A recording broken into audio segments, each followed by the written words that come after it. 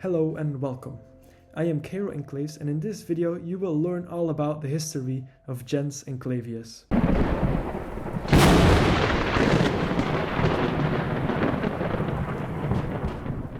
The history of Enclavius begins in 2019 in a Star Wars genre on Roblox, owned by a player called Askavix. Back then I was called Michael8988 and I was a Jedi Peacekeeper looking to rank up in the Jedi Order. To do that, I needed to co-host some events. That is when I met CeleritasEnclaves, who was back then called CeleritasEnclaves. CeleritasEnclaves was hosting a training, and so I asked him if I could co-host. I remember my first impression being that he was an odd-looking fellow. He was completely cloaked and hooded, his face concealed in darkness, with bright white eyes piercing through, and wearing a shredded ghoulish outfit which later became the first Enclave's uniform. Despite being a Jedi, he had this really Sith-like vibe all over him. So we did this training together, and after that ended, I remember being so curious about this person, because at that time there were many bloodlines in the genre, but I had never heard of anyone being named Enclaves. That is when Mads told me about his plan to create his own bloodline. I became intrigued by his story, and soon after I asked if I could help him. And thus the Enclaves bloodline was born out of nothing, with just Mads and myself. So when we officially launched the bloodline on the 1st of January 2020, it contained only the two of us and a couple of former Padawans of mine. The first person to then join us was Kenobi Enclaves, back then called Lawrence173. The people we had to begin with were not many, but everyone was very dedicated to make the bloodline grow. And somehow it just did. In that period we gained a lot of members who are still with us today. Ryan Enclaves, back then called Ryan not Brian, was a Padawan of mine and came to join us this way. Rapax Enclaves, on the other hand, back then called ColeKevin123 is hacked, was recruited somehow by Mads. Rapax was and still is an absolute killing machine. Unlike many players, he didn't care about ranks or responsibilities, nor about prestige or management. All he cared about was beating the shit out of people, and he was good at it too. The Enclaves bloodline soon became one of the biggest and strongest bloodlines in the genre. Invictus back then was a fierce leader. He knew exactly what he wanted, and he was very good at motivating people to give the best of themselves when it came to the bloodline. Invictus also created this division called Custos, which was a small group of extremely skilled and disciplined fighters, and Custos soon became the heart and lungs of the group. Invictus liked to call them the eyes and ears of Enclaves. Custos really had a legendary status within the bloodline, and everyone wanted to be in it.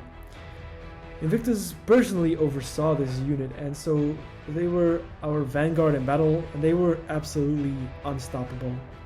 We tried later on to recreate Custos in Rome, but only managed to do so mediocrely. We were never really able to recreate it as gloriously as it was in the Star Wars era.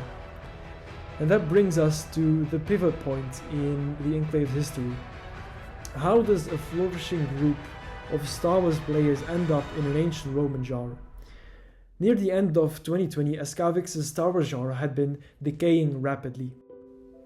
His game, called Jedi Temple on Ilum, was created around 2016, and although it had known massive successes on Roblox, I mean literally Askavix was paying his college fees with the revenues he got from this game, it was getting old dated. He had launched an entire new game called Ilum V2 around August 2020, but after a couple of months this game's popularity collapsed entirely because the ability gap between level 100 players and level 1 players was so huge that it was simply just not fun to play the game anymore. Because of that, most of the community returned to the old game. Askavix, however, experienced a huge drop in his revenues and thus decided to grant exceedingly more ridiculous advantages to people who would pay a lot of money for customs and weapons in the game. Soon enough, you could not compete at all anymore if you were not prepared to put in hundreds of dollars on custom items and animations. So as we were experiencing how this community was collapsing entirely, we decided it was time for us to move on to another genre. Through a friend of Invictus, we learned about this Roman community that could be exactly what we were looking for. Hence I went to investigate and join the province, which was Egypt at that time. My first experience was utterly confusing. As an outsider, I just walked around, got lost, and did not know what to do exactly. I soon enough figured I should start mining some ores to make a weapon. With a bunch of random ores in my inventory, I then decided I was bored and wanted to continue exploring. Then Invictus joined the game and explained to me that I had to join the group, and when I then rejoined the game, it was even more confusing. There were a bunch of mad-looking military people walking around, and everyone seemed like they had somewhere to be. But I do recall being impressed about the architecture in this entire new world. I walked around for 5 minutes, after which some LG people were trying to recruit me. Once they realized I had never been in the military before and they'd have to explain everything, they quickly lost interest in me. Later on I stumbled into the main square and noticed the Praetorian Guard being formed up there. Now, having seen the movie The Gladiator, I was truly amazed by their appearance, and utterly excited I decided I wanted to join them. And thus began my adventures in Rome.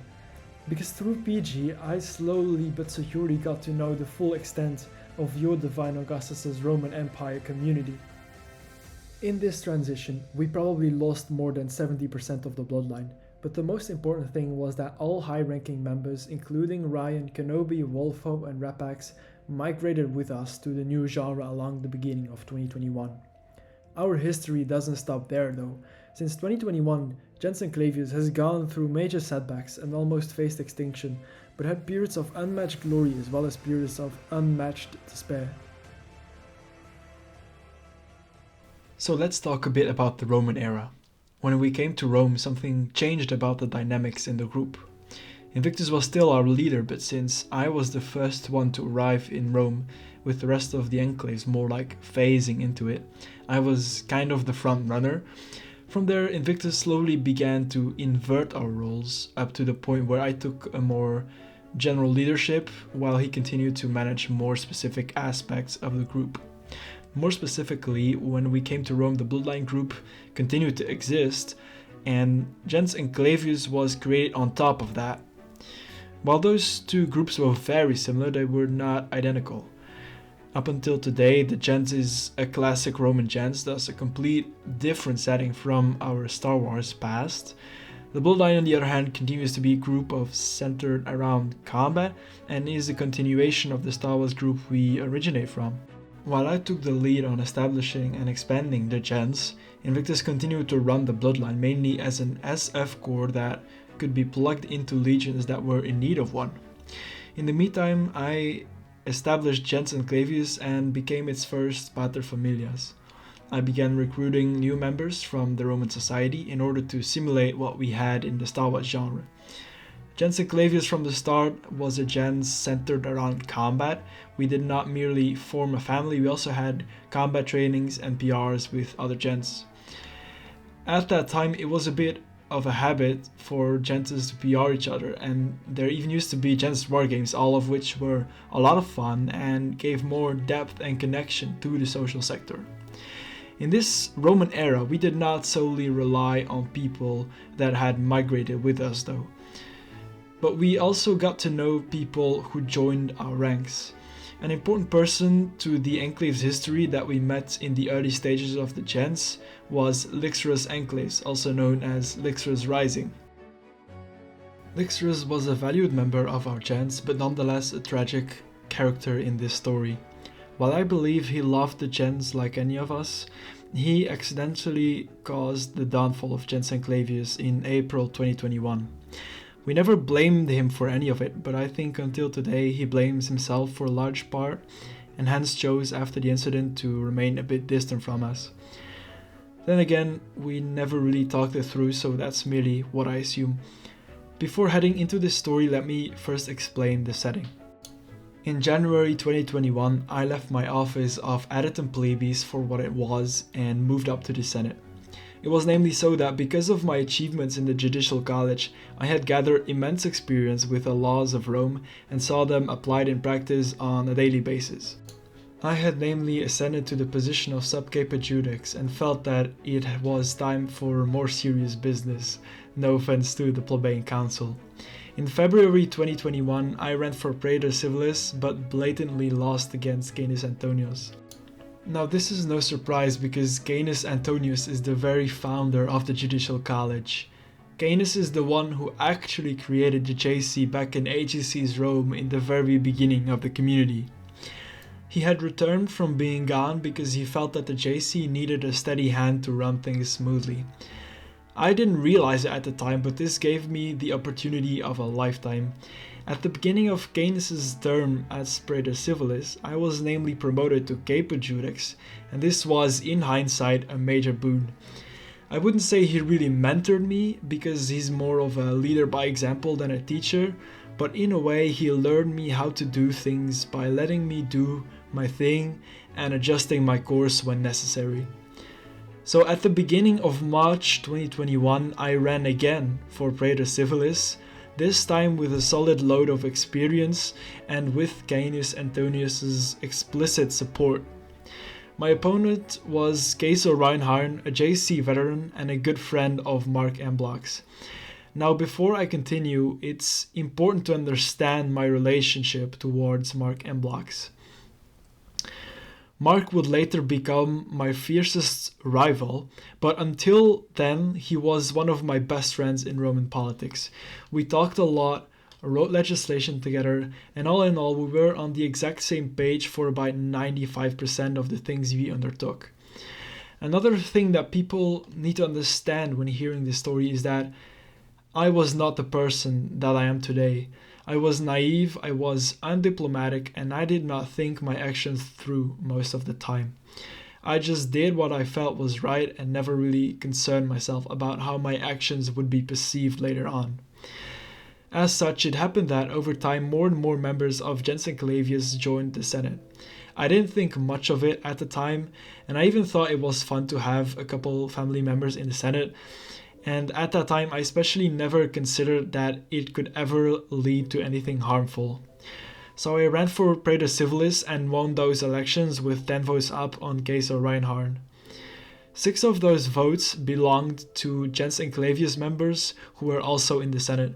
Now the reason I said earlier that I was naive at this stage of my career is because I never contemplated that this defeat of Queso might have flipped a switch in Mark's head. Queso namely blamed his defeat, at least partially, on the 6 Enclavius members who had voted in favor of me, despite me winning with 10 votes up. I saw no harm in it because I reasoned at the time that the members of my family knew me best, we were in touch with each other on a daily basis, so I was not surprised to find out that they believed in me. Mark, on the other hand, started seeing me in an entirely different light. From that point onwards, he started looking out for anything that might point towards us being a voting bloc. At this point in time, I hardly even realized just what influence Mark had over the people around me. Mark Mblox had been elected as censor, but he wielded more influence than the Consul Civilis, which was Lupus. Lupus was also a good friend of Mark, which was yet another thing I only realized when it was too late. Because of this, Lupus was hostile with me right off the bat. From the conclusion of the elections onwards, Mark began collecting any and all evidence that could indicate the Enclaves being a voting bloc. Whenever several Enclavius members would vote the same way on a card, he'd screenshot that and put it in his file. But he knew that would not be enough, so he did a couple things to increase the pressure. He started by having Invictus removed from the Senate due to inactivity, then randomly decided to have Lixrus removed as well for no reason at all. This really got me pissed off, for which I truly raged in Mark's DMs. At this point in time, Lupus had also taken a leave of absence and had appointed Mark to be acting Consul Civilis. And that while we were only like 7 days into the March term. And this also when Mark let me know that he was assembling a file on the Enclaves, And so this is only where I realized what was going on. And yet I did remain confident that nothing was going to happen, because there was simply nothing going on with the enclaves. And again, I was naive. So at this point, Mark was out in the open accusing the enclaves of being a voting bloc, and we are now 10 days into my March term. A Senate hearing was scheduled, or more like an inquisition organized by Mark. It was unannounced and sudden, and I could not even make it to defend myself. Instead, only Rambo, who was on the Enclavius Council, took up the defense for us. Then again, I don't really know what happened in there up until today, because somehow Rambo got through the entire thing unscathed, while the rest of us had to bite the dust. But so how was Mark able to convince the Senate that we were a voting bloc? How did he find quote-unquote conclusive evidence to support that? And what does Lixtras have to do with it? To answer this, we must go back a couple days back in time. This is when emergency pontifex elections took place. The most popular candidate for the position was Perrenwerf, who was also Rex Sacrorum at the time. Mark, however, wanted to see Snowbacco on that spot because Snow was a friend of his, or at least someone he could control. Even though, don't get me wrong, Snowbacco was a competent fit for the position. So very unexpectedly, Pontifex elections were cancelled halfway, and Snowbacco was appointed. To be clear, Perrenwerf was not in our gens nor affiliate to it or anything like it, and everyone in the Senate found this course of events hella strange, and this is where Mark's tactical masterpiece would come to take place. So now let's feed forward to the Senate hearing that Mark organized. Rumble was defending the enclaves in our absence, and from what he told me afterwards, it was pretty soon evolving into very hostile and leading yes or no questions. And you have to understand how great an orator Mark Amblox is. He has this effect of being very agreeable. Like, you can hear him make a most retarded reasoning, but the way he will put it, it will sound like the purest truth ever spoken. He has this way of talking that makes you want to agree with every word he says. I can't quite put it into words accurately, you'd have to hear him speech in order to fully understand, but actually let's hope that you never go through that. So this questioning he did to Rambo was a questioning mixed with speech, all made to create the narrative Mark wanted to create. And so Mark used this momentum to try and force us to give him complete access to our entire server. And you may think that since we had nothing to hide, we just do so in order to defend ourselves. But it's not quite that simple, because we knew that Mark was searching for dirt no matter how small or insignificant. And so the odds were immense that if we were to divulge all of our server and all of our audit logs and everything, he would scrutinize every single word we said and try to force it into his narrative. And especially because, for example, in the Discord audit logs, it shows that a user, for example, deleted a channel or a message, but it would never show that what messages were deleted or what was in the channel. So my biggest fear at this point was that he would simply be opening ourselves further up to facilitate his narrative. Hence I said, no, let's not do that for this exact reason. During the hearing, however, Rambo was kind of forced, or led himself to be forced, into a position where he ended up showing Mark all of our conversations that took place in the council chat room. And this is where it went horribly wrong. Remember how I talked about the Pontifex elections? Well, it turned out that Lixtras during the elections had pinged the Enclavius Council and said vote for Per, then linking Per's Cupatio. None of us really responded to that, because most of us had already voted for Per anyway, because Per was simply the best candidate. It was only Rambo who had reacted to that, saying that Lixtras should not be talking about politics that way in the context of the gens. This thing ended up being Mark's quote-unquote conclusive evidence to show that we were a voting bloc. And the reason I said this was a tactical masterpiece is because, in hindsight, this would also be Mark's perfect excuse for the way he acted in regards to the Pontifex elections. He could now tell the Senate, good thing I stopped those elections, else the voting bloc would have gotten their way. But as I already explained, Baird would have won with or without us. Anyway, the thing about voting blocks is that firstly, their existence is hard to prove. But once you have established a certain perception that leans that way, it's even harder to defend yourself against it. Because how do you prove that you're not a voting bloc? A voting bloc is the absence of forcing a group of people to vote a certain way. You can't prove that you're not because it's simply not there. It's like when you order something online and it doesn't get delivered, but the company thinks that it was. You can't prove that you don't have it because, well, you simply do not possess the thing you ordered. In this case, there was our entire chat history which did not contain a single incriminating thing except for Lixer's message. But this one thing, combined with Mark's screenshots, all put together one after the other in a single Trello card, made for a very convincing document. And as a result, the Senate almost unanimously voted in favor of a general blacklist aimed against Invictus, Lixerus, Ryan, and myself. Our gens was soon after dishonorably disbanded, and I was bullied out of the JC as well. This was no doubt our greatest fall in Enclave's history, and until today it is still the reason why I'm very sensitive about anything even remotely joking or laughing about voting blocks, any talking about politics in group chats or Discord servers. Since then, I had zero tolerance for any of it, and exactly because of this entire conundrum.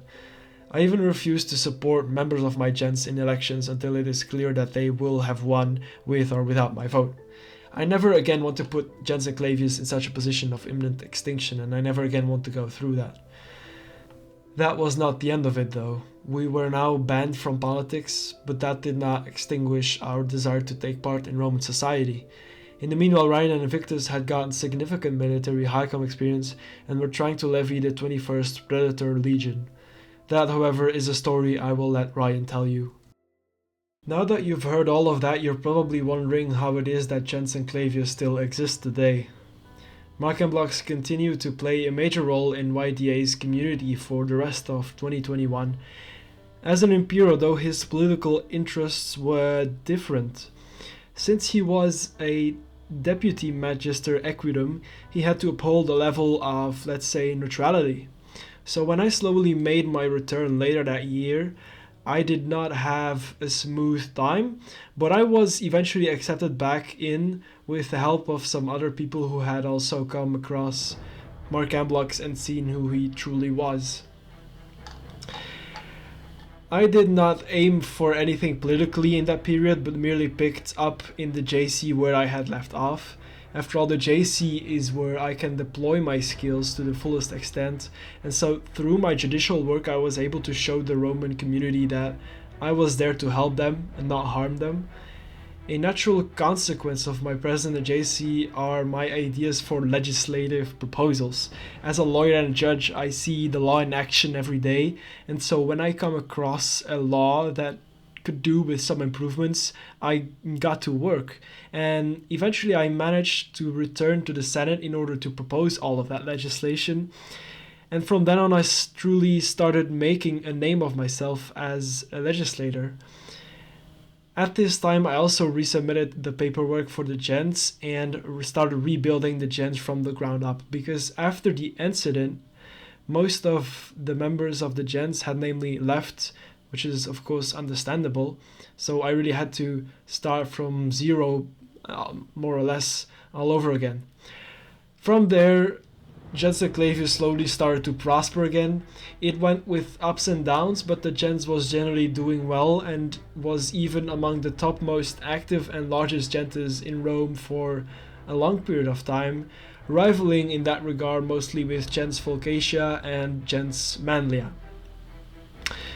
At some point, probably somewhere in 2022, we rebranded the gens and had a new logo and a new uniform designed, which looked like this.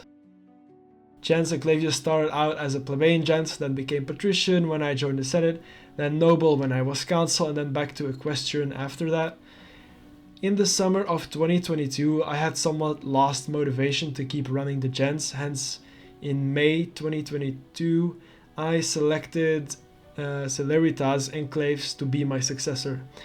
Celeritas only joined us in March 2022, so he was still pretty new to the gens at that time, but that's also what made him the ideal candidate in my eyes. I wanted someone who was humble and honest, but also active and kind. Hence, Celeritas was just the person whom I had been looking for. And so he has been running the gens ever since, also with some ups and downs, but generally speaking more ups than downs. Apart from Celeritas, there were also other important people who joined our gens in this period. First of all, there's Revenge of Soccer, who joined in February 2022 and remains an active and dedicated member of CeleritasEnclaves Council until this day. Another notable person that joined our ranks in this period is CeleritasEnclaves. He joined us in October 2023 and has been very devoted to the gens and, generally speaking, a very good friend and a great person to be around. And finally, Rock Enclaves, also known as Rock Novu, joined us at the start of 2023 and has meanwhile been a member of the Enclavius Council for a while. The amazing thing about our story, I think, is that all of these people are carrying on the Flame of Enclavius. And this way, what started as a silly project in 2019 remains even today a strong family full of vivid memories and strong connections. And that's why I would like to dedicate the last part of this video to thanking everyone who has been part of CeleritasEnclaves in these 4 years that we have been in Rome. Every one of you contributed to the gens in your own unique way and helped shape the gens into what it has become today. So thank you for being part of our history, and thank you for carrying on the warm and welcoming flame that continues to be the essence of our gens. With your help, CeleritasEnclaves continues to unite people and create lasting bonds of friendship and camaraderie. Thank you for that.